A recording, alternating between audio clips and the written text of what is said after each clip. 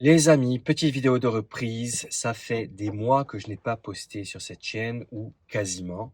Je viens de poster 2 vidéos en quelques jours, mais j'ai, je pense, des choses à dire et je veux les dire absolument. Je me force à le dire maintenant et à ne pas attendre. Pourquoi? Parce que enregistrer, des vidéos, eh bien, c'est comme, une gymnastique. Il faut le faire le plus régulièrement possible et c'est ce que j'essaie de faire avec vous. Donc on va parler de quoi aujourd'hui? Eh bien, pour tout vous dire, je n'en sais rien. On va parler de tout et de rien. Donc, on va voir ce qui vient dans l'esprit, et puis peut-être que ça en fera une vidéo sympa, ou alors peut-être que ça fera une vidéo qui sera complètement chiante à écouter. Mais quoi vous dire? Eh bien, déjà, on va parler de quelque chose qui me concerne, qui vous concerne peut-être aussi. C'est le passage des 40 ans. Ça fait plusieurs années que j'ai passé les 40 ans, et même si je pensais les passer sans aucun souci, je dois avouer que mentalement et même physiquement, il y a eu quand même des changements. Alors ça a été marrant parce que ces changements, je les ai détectés quasiment, après mon passage aux 40 ans. Donc c'est assez marrant parce que, j'étais sûr que, il me faudrait plusieurs années avant de constater quelques changements physiques ou des changements sur, mon énergie, sur mon enthousiasme. Et c'est vrai que passer les 40 ans, ça a été quand même un cap franchi, et un cap franchi qui m'a fait prendre conscience que la vie est courte, les amis. Quand vous avez 40 ans, vous vous rendez compte, alors soit le jour de vos 40 ans ou soit l'année, qui suit vos 40 ans, eh bien, vous vous apercevez que la vie est courte et surtout donc que vous avez fait la moitié du chemin. Alors ça ne veut pas dire que vous allez obligatoirement mourir, à 80 ans, mais bon, je pense qu'on est d'accord pour dire que à partir de 80 ans, la vie est quand même beaucoup plus compliquée, que ce soit physiquement et puis même au niveau de sa tête. On perd quand même pas mal de capacités. Pour preuve, j'habite dans un village et dans une grande ville, donc j'ai un appartement et une grande maison. Pourquoi je fais ça? Ben parce que j'ai toujours eu du mal à me décider dans ma vie si je voulais vivre en campagne ou en ville, parce que j'aime les deux, mais j'aime les 2 jusqu'à un certain point.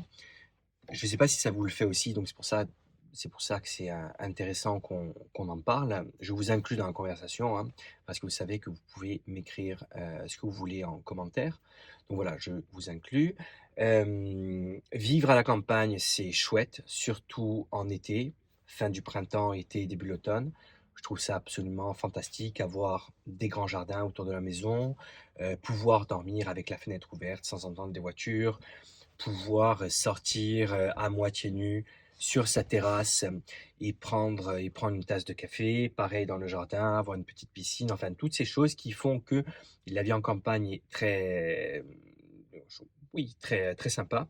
Par contre, je ne sais pas ce que vous en pensez, mais à partir de septembre, octobre, la campagne, moi perso, ça me déprime pas mal, et c'est là où j'aime bien aller en ville et passer le reste de l'année en ville. Donc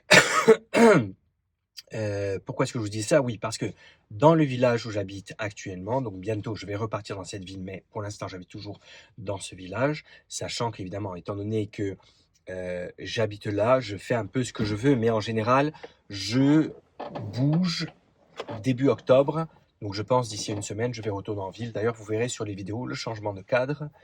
Donc dans ce village, il y a pas mal, voire la majorité des habitants qui sont des personnes âgées. Et il se trouve que je croise souvent des habitants de mon village, des hommes pour la plupart, qui ont 79, 80 ou un peu plus de 80 ans. Et ce qui me frappe, c'est que, et je vous assure que c'est vrai, je vous assure que ce que je vais vous dire est vrai. Chaque fois que je croise ces hommes, on a, vous savez, un réflexe que, que tout le monde a, je pense, de dire bonjour, comment ça va? Et il se trouve qu'à chaque fois que je leur pose cette question, mais vraiment à chaque fois, heu, ils me disent quasiment la même chose. Ils me disent: «Ah, ça va comme un vieux» ou alors «Ça va comme un comme un vieillard de 80 ans» ou «comme un homme de 80 ans» et À chaque fois, comment dire? Ces occurrences me frappent parce que je me dis que s'ils me disent ça, c'est qu'ils le ressentent. Ils ressentent la vieillesse physiquement, mais également mentalement, moralement. J'imagine, alors je n'ai pas 80 ans encore, mais un jour, ça viendra, j'espère. J'espère, mais je ne suis pas pressé. Mais j'imagine ce que ça doit faire que de vivre chaque jour en se disant qu'on se rapproche de plus en plus de la mort. Et ce qui est paradoxal, c'est que vous ayez 10 ans, 20 ans, 30 ans, 80 ans, chaque jour vous vous rapprochez un peu plus de la mort, c'est un fait. Mais oui, j'imagine qu'on y pense beaucoup plus lorsque l'on a 80 ans que lorsque l'on en a 40 et encore moins lorsque l'on en a 20.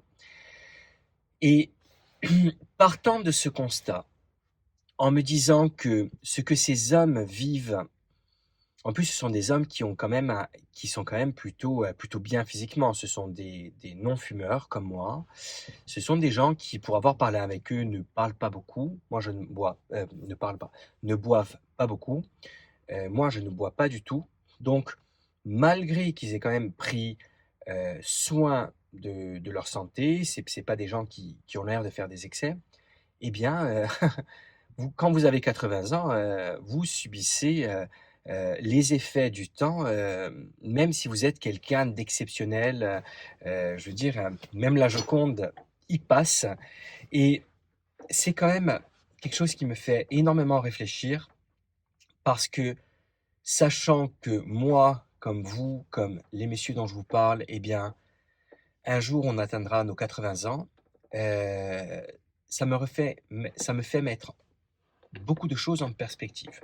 Notamment le fait qu'aujourd'hui, à 80 ans, un peu plus de 40 ans, qu'est-ce que je fais de ma vie et comment aborder ces prochaines années pour optimiser ma fin de vie. Alors, je ne sais pas comment vous avez vécu vos années jusqu'ici, si vous qui m'écoutez avez 40 ans, mais même si vous avez moins, faites ayez ces pensées en tête et réfléchissez. Dites-vous, ok, qu'est-ce que vous avez fait dans votre vie? Qu'est-ce que vous avez accompli? Si vous avez 40 ans ou plus, est-ce que vous avez des enfants? Certains considèrent cette question comme, je ne vais pas dire banale, mais comme inutile, comme quelque chose qui, je sais, parce que c'est notre génération pense comme ça malheureusement. Donc, moi je pense qu'avoir des enfants, c'est quand même un achievement en anglais. C'est un accomplissement. Et ça, je peux vous garantir que si par exemple vous vous demandez si vous devriez avoir des enfants ou pas, chaque jour, les amis, chaque jour, vraiment chaque jour, j'ai pensé à ça hier, avant-hier, aujourd'hui, j'y penserai demain. Quand je me lève le matin, je pense à mes enfants en premier ou quasiment en premier et je suis heureux. Et quand ils viennent dans mon lit ou quand je vais dans leur lit et qu'on se voit et que je les serre, je trouve ça absolument fantastique et je me sens accompli. Donc, c'est vraiment la chose qui me rend le plus fier de moi, c'est d'avoir fait des enfants. Donc, lorsque l'on a 40 ans, on pense à ces choses de plus en plus. Qu'est-ce que l'on a accompli dans sa vie? Avoir monté un business, avoir créé un business qui a réussi. J'en ai créé plusieurs, tous n'ont pas réussi, mais j'en ai créé un que j'ai toujours, qui a, je pense, très bien réussi. Et ça, c'est également un accomplissement.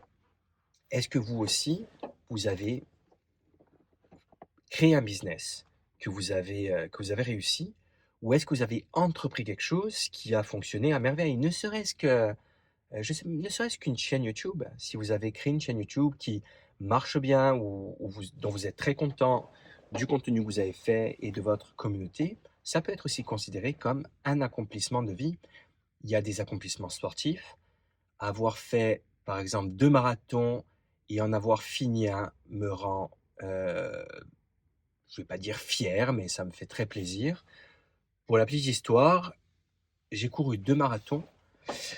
L'un, c'était en juin et c'était dans un pays extrêmement capricieux avec la météo.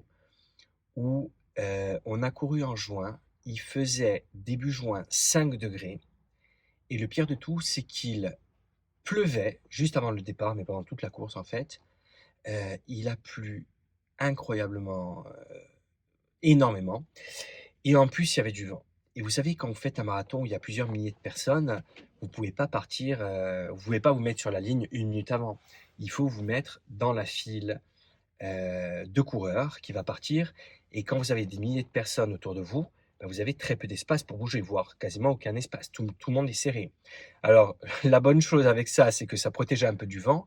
Par contre, ce qui était quand même, comment dire? Désobligeant et contraignant, c'est que on n'a pas pu faire d'étirements. Enfin, en tout cas, moi, j'ai pas pu beaucoup m'étirer et du coup, j'ai commencé ce marathon que je n'ai pas fini.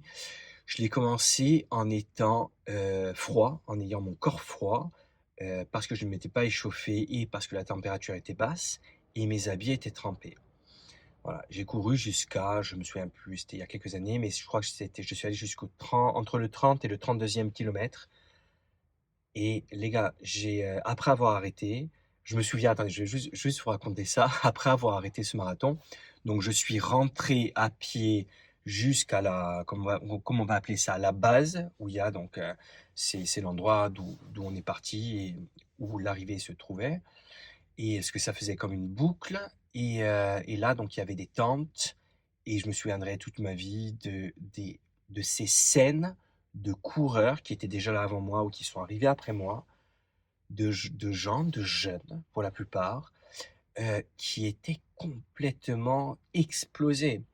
Tout le monde grelottait, tout le monde était vous savez après un marathon quand même le corps subit quand même enfin vous mettez votre corps à rude épreuve et tout le monde était éclaté et je me souviens de moi arrivant là, grelottant. J'ai, je crois qu'il m'a fallu des mois et des mois pour m'en remettre. Mon corps a vraiment été atteint après ça. Il y a vraiment eu un après et un avant, ce marathon. D'ailleurs, j'en ai plus recouru après ça et je me souviens avoir pris un bain d'eau chaude pendant des heures après la course qui n'a absolument rien fait. J'avais des douleurs absolument atroces et comme je vous l'ai dit, je pense que mon corps a beaucoup morflé et quelques semaines après ça, j'ai joué au foot et je me suis fait un claquage qui a été absolument atroce. Parce qu'un claquage, bon, ça fait mal, mais ça va, c'est pas non plus la mort. Mais celui-là, enfin, en gros, voilà, mon corps était explosé. Et quelques mois d'après, j'ai rejoué au foot. Quand je vous dis quelques mois après, c'est au moins 6 mois après. Et donc, je crois que je m'étais fait un claquage à la jambe gauche. Et 6 mois après, je me fais un claquage à la jambe droite. Sûrement parce que j'ai dû compenser au niveau de l'équilibre. Et du coup, c'est l'autre jambe qui a pété. Enfin, vraiment, ce marathon, ça m'a pas laissé de, de, de bons souvenirs. Et celui que j'avais fait avant et que j'avais terminé, c'était un marathon. Alors, tenez-vous bien, les amis, de nuit, que j'avais commencé à minuit. Donc, c'était un marathon qui était organisé à Zurich, si je me souviens bien, en Suisse, pour la nouvelle année. Donc, c'était le 31, enfin, le 1er janvier à minuit. Et voilà. Et donc, pendant que tout le monde fêtait la nouvelle année, se bourrait la gueule, euh, faisait la fête, et ben moi, je courais un marathon. Et ce jour-là, il faisait -10. Alors, je me suis pas claqué. Je l'ai fini dans des douleurs absolument incroyables. J'ai fait plus de 4 heures largement, ce qui est pas très bon, hein. Si vous voulez faire un bon marathon, pour un amateur, 3 heures, c'est bien. Et sous les 3 heures, c'est très bien. Je crois que le record, il est autour de 2 heures. Mais voilà, c'était mon expérience de la course. Et puis après, j'ai fait d'autres courses, évidemment. Mais c'était des distances plus courtes, des 5, 10 kilomètres et des semi-marathons. Donc ça peut faire partie des accomplissements de vie. Et puis je pense que d'autres accomplissements de vie peuvent être d'avoir, par exemple, construit sa maison ou construit, je sais pas, un petit camper van. Vous savez, ces vans que vous construisez et où vous pouvez vivre ou voyager à l'intérieur. Qu'est-ce que vous pouvez accomplir d'autre? Oui, évidemment, une relation. Avoir une relation avec votre partenaire qui est solide, qui dure longtemps, avec qui vous fondez une famille. Ça, oui, c'est un accomplissement. Et à ce propos, et d'ailleurs je pense qu'on finira là-dessus pour aujourd'hui, c'était vraiment un monologue en totale roue libre. Ce que j'essaye de faire, c'est de retrouver cette gymnastique j'allais dire du dialogue, non, c'est un monologue, mais de raconter certaines choses avec un rythme, en structurant ses pensées au plus possible. Et donc par rapport aux relations, quand vous avez 40 ans, vous faites un point sur les relations que vous avez eues et vous apercevez qu'en général, il y a eu 2 types de relations. Les relations dont vous saviez pertinemment que ça ne donnerait rien, mais vous les avez fait pour le fun et aussi pour l'expérience. Et je pense qu'il y a rien de mal dessus à partir du moment où votre partenaire, à cette époque, n'avait pas trop d'espoir. Parce que parfois on peut être dans ce genre de relation où on sait que c'est juste temporaire, mais où les 2 partenaires le savent, même si c'est pas dit explicitement. Par contre, si un des 2 s'attend à plus que vous, ça peut lui faire beaucoup de mal. Je sais que ça m'est arrivé avec quelques filles malheureusement et voilà, je suis pas très fier. Et puis après vous avez ces filles ou ces hommes que vous rencontrez et dont vous apercevez que ce sont des personnes en or et des personnes qui comptent sur vous, mais surtout qui, tout simplement qui vous aiment. Et comment savoir si une personne vous aime d'ailleurs? Tiens, on peut finir là-dessus. Qu'est-ce que, comment dire? Comment on le voit? Pour moi, c'est très simple. Quelqu'un qui vous aime, c'est quelqu'un qui se souvient de ce que vous lui dites, par exemple. Heu, il y a sûrement d'autres choses, mais ça, les amis, c'est un des comment dire? Une des choses les plus sûres et certaines que j'ai réalisées au cours de ma vie. Les filles qui m'ont aimé étaient les filles qui se souvenaient des choses que je leur disais. Pensez à ça et dites-moi ce que vous en pensez. Encore une fois, les amis, de retour sur cette chaîne YouTube. On verra où ça nous mène. Je suis très, très enthousiaste à l'idée de refaire des vidéos, de penser à des choses et à les partager avec vous.